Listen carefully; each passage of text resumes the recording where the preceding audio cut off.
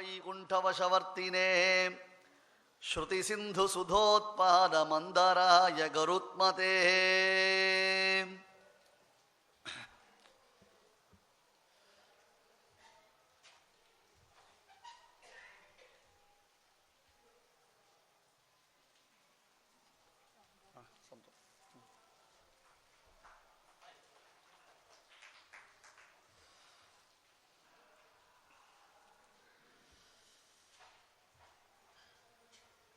எம்பெருமானுடைய பிரதான வாகனமாய் விளங்கக்கூடிய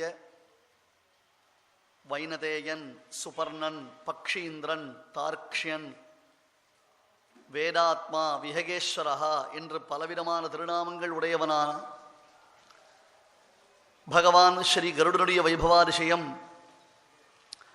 அதிவிலட்சணமாக நம்முடைய இதிகாச புராணங்களில் வர்ணிக்கப்படுறது. கருடாரூடனா பகவானை சேவிக்கிறதே ஒரு பெரிய பாக்கியமாம். பறவையேறும் பரம்பொருடா என்று ஆழ்வார்கள் பகவானை ஸ்தோத்திரம் பண்றான். பறவையேறும் பரம்பொருடா அப்படின்னு சொல்றார். அவன் பறவையேறும் பரம்பொருடன்னா பிரம்மாவுக்கு கூட தான் அம்சவாகனம் இருக்கு. பிரம்மாவுக்கு கூட அம்சவாகனம் இருக்கு. சனைஸ்சரனுக்கு கூட காக்கா வாகனம் இருக்கு. அதெல்லாம் பறவையில சேர்ந்ததா அப்படின்னு கேட்டா பக்ஷீந்திரஹான்னு பேரு. அந்த பறவைக்கெல்லாம் அரசனா இருக்கணும். அதுவும் வேத ஸ்வரூபன், வேத வைபவம், வேத வாங்மயம் என்னவோ அந்த வேத வாங்மயம் தான் இந்த கருடன் சாதிக்கிறது. அந்த கருடனுடைய பெருமை நமக்கு எல்லா விதமான மங்களங்களையும் கொடுக்கக்கூடியது.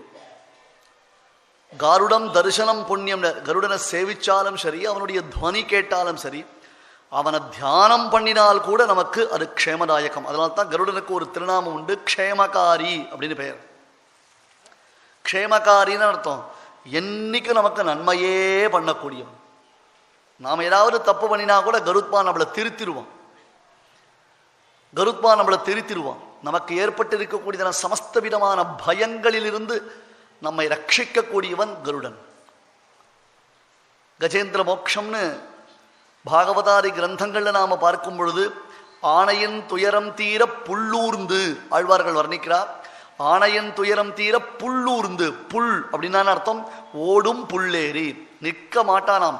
ஆசிரித்தால ரட்சிப்பதுல அவ்வளவு வேகம் அவனுக்கு.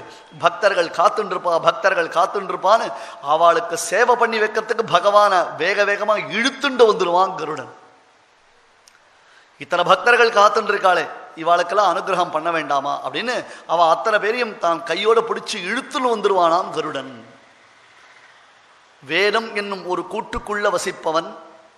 ருத்ரா சுகீர்த்தி என்பதான இரண்டு மனைவியுடன் கூடியவன் கருடன். இது நம்ம ஸ்ரீரங்கத்தில் ரங்கநாதன் பெருமாளை சேவிக்க போகும்போது அந்த சன்னிதானத்துக்குள்ள அப்படி மேலே ஏறி அங்கே இருக்கக்கூடிய காயத்ரி மண்டபம்னு சொல்லுவான். அந்த மண்டபத்தில் நாம் இப்போ லைனில் போகிறதுனால அப்படி சுற்றி போகலாம். அங்கே ஒரு கருடன் இருப்பார். பிரதானமாக வெளியில் பிரம்மாண்டமான ஒரு கருடன். அது தவிர பெருமாள் சன்னிதானத்திற்கு நேர ஒரு கருடன் சன்னதி இருக்கும். அந்த கருடனுக்கு ரெண்டு பக்கமும் பார்த்தேன்னா ருத்ரா சுகீர்த்தி என்று கருடனுடைய இரண்டு மனைவிகளும் அங்கே எழுந்தருளி சேவை சாதிப்பான். ஒருத்திக்கு ருத்ரான்னு பேரு, மற்றொருத்திக்கு சுகீர்த்தி என்பதாக பேர். ரொம்ப அழகான திருநாமம். கருடனுடைய இரண்டு மனைவிகளாம். நேற்றைய உபன்யாசத்தில் ஜனமேஜயன் அபசர்ப்ப யாகம் செய்தான்.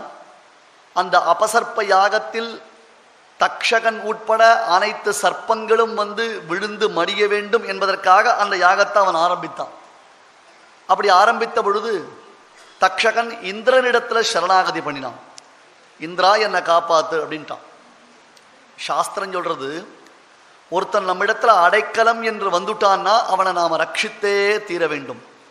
அவன் எப்பேற்பட்ட துராச்சார சம்பன்னனா இருந்தாலும், எவ்வளவு தீய நடத்தையோடு கூடியவனா இருந்தால் கூட ஒருத்தன் அபயம் அபயம் அப்படின்னு வந்துட்டான்னா அப்படிப்பட்டவனை நாம் காப்பாற்றியே தீர வேண்டும். சுவாமி தேசிகன் ஒரு அற்புதமான கதை சொல்றார். ஒரு காடு, அந்த காட்டுல ஆண் புறா பெண் புறா ரெண்டும் அந்யோன்யம் ரொம்ப சந்தோஷமா கொடுத்து நடத்தின்னு இருக்கு. ஒரு நாள் இந்த மாதிரி ஒரு மழை சமயம், பெண் புறா தான் எங்கேயோ கிளம்பி போச்சு. இறை தேடுவதற்காக போயிருக்கு பெண் புறா. அதே சமயத்தில் அந்த காட்டில் ஒரு வேடுவன் அவன் வேட்டையாடுறதுக்காக வந்திருக்கான். பல இடங்கள்ல சுத்தி திரியறான். கார்த்தால இருந்து அவன் சுத்தி சுத்தி வந்தான். களைச்சு போயிட்டான். அவன் கண்ணுல ஒரு எறும்பு காக்கா கூட அவன் கண்ணுல படல. அவ்வளவு களைப்பு அவனுக்கு. எங்கேயோ வசமா இந்த பெண் புறா அவன் கிட்ட மாட்டிது. வந்ததுக்கு இன்னைக்கு கார்த்தாலேருந்து திரிஞ்சு களைச்சி போயிட்டோம். இப்ப வந்ததற்கு நமக்கு இதாவது கிடைச்சதுன்னு அந்த பெண் பூராவை கையில ஒரு இரும்பு கூண்டு வச்சிருக்கான். அதுல போட்டு எடுத்துன்னு வரான் அந்த வேடுவன். திடீர்னு மழை பிடிச்சு கொடுத்து, எப்படிதான் மழை வந்துடோ தெரியல. கொஞ்சம் பொறாமையாகவும் இருக்கு. மெட்ராஸ்லேருந்து வந்திருக்கோம், வேற வழி இல்லை, பெருமூச்சு விடாமல் இல்லை, அது வந்துடுறது தானா, என்ன பண்றது? ஆனா எல்லாருக்கும் க்ஷேமம் உண்டாகணும் தான் ஆசை. உங்களுக்கு எவ்வளோ தேவையோ அவ்வளோ வச்சுட்டு மீதி எனக்கு அனுப்பிச்சிருங்கோ, நாளைக்கு நான் ஊருக்கு போச்சே வாங்கிட்டு போயிடுறேன். அதுக்குள்ள உங்களுக்கு எவ்வளோ தேவையோ அவ்வளோ எடுத்துக்கோங்க. மீதி என்ன இருக்கோ மிச்சம் மீதி எங்களுக்கு கொடுத்தேன்னா நான் எங்கள் ஊரில் போய் அதை உபயோகப்படுத்திக்கிறேன். வேற வழி இல்லை. அந்த மாதிரி ஒரு நிலைமைக்கு வந்துட்டோம் நாங்கள். இப்போ இவன் ரொம்ப களைச்சி போய் வரான். பசியும் தாகமும் அவனை வருத்துறது. நல்ல மழை, ஹோன்னு மழை பெய்யறது, திக்குகளே தெரியலை, குளிர் நடுக்கிறது. அவனுக்கு என்ன பண்றதுனே தெரியல. அப்படியே அந்த கூண்டை இருக்க பிடிச்சுட்டு இருக்கான். அங்க ஒரு மரத்துக்கு கீழே வந்து நிற்கிறான்.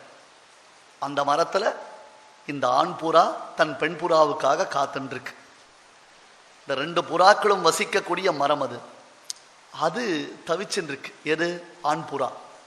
ஐயோ, என் மனைவி அவள் வெளியில இற தேட போனாலே, இவ்வளவு நாளியாச்சு அவள் இன்னும் வரலையே, என்னைக்குமே என்ன இவ்வளவு நேரம் அவள் காக்க வைக்க மாட்டாளே, எங்க போனாலும் அவள் சீக்கிரமா வந்துடுவாளே, ஆனா ஏன் இப்படி இவ்வளவு நேரம் ஆச்சு, என்னை விட்டு பிரிஞ்சிருக்க மாட்டாளே, அவள் என்ன ஆனாலோ, அவளுக்கு ஏதாவது ஆபத்து வந்துருத்தோ.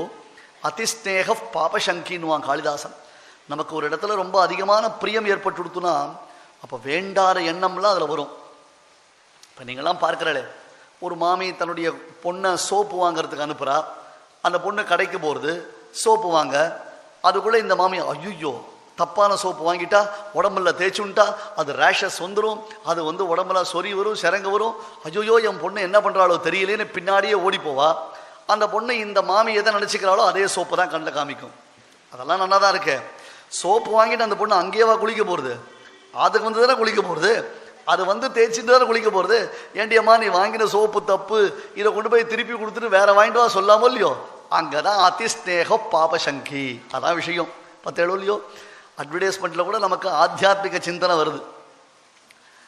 அங்க போய் ஐயோயோ அப்பாப்பா அம்மாமான்னு கதறிட்டு போவானே, அவன் சோப்பை வாங்கிட்டு ஆத்துக்கு வந்த உடனே சி இந்த சோப்பை யூஸ் பண்ணக்கூடாது, தூக்கி போடு, இல்லை ரிட்டர்ன் பண்ணு, போய் வேற சோப்பு வாங்கிட்டு